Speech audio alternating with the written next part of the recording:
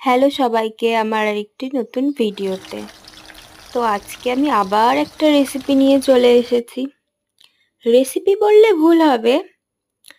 এইটা আমি যেটা দেখাবো সেটা হচ্ছে কি যে এর আগেও আমার একটা এরকম ভিডিও ছিল আমার পেজের মধ্যে। ইলিশ মাছ ভাজা দিয়ে ভাত খেতে জাস্ট কেমন লাগে। আর আজকের ভিডিওটা করার কারণ হলো ইলিশ মাছের পেটের মধ্যেই ডিমটা। মাছটা নিয়ে তো কিছু বলার নেই।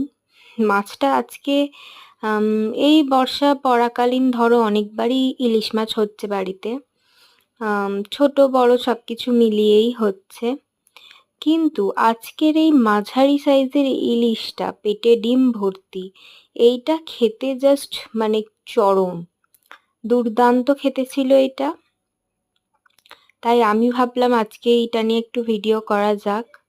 আমার তো এখনো দেখে ভীষণ লোভ লাগছে, আবার খেতে ইচ্ছে করছে। এরকমভাবে কারা কারা খাও আমাকে জানাবে। এইটা জাস্ট অমৃত লাগে খেতে, খুব ভালো লাগে।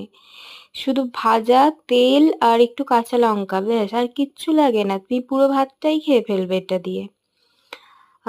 তো খাচ্ছিলাম এই যে, এবার একটা মাছটা খেলাম। মাছের মধ্যে একটা ডিম আছে, তো ইলিশ মাছের ডিম খেতে আমার ভীষণ ভালো লাগে। তো ডিমটা একটা কামড় বসাবো না, এটা কি হয়? তো আমি সবকিছু একসাথে মেখে নিচ্ছিলাম। এই মেখেটা খেতেও কিন্তু ভীষণ ভালো লাগে, কাঁচা লঙ্কা তেল একটু মাছ ভেঙে। এই তো ডিমটা খাবো। ডিমটা খুব টেস্টি। ইলিশ মাছের ডিম কারা কারা খাও জানাবে। তোমরা জানোই এমনিতেও কীরকম খেতে।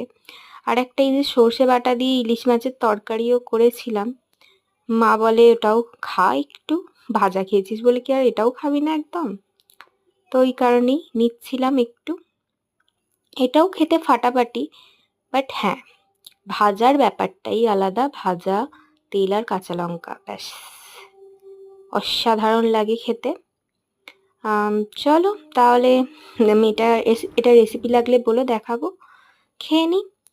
আর টাটা সবাইকে। আমার ভিডিওটি ভালো লাগলে লাইক করবেন, চ্যানেলটিকে সাবস্ক্রাইব করে দেবেন।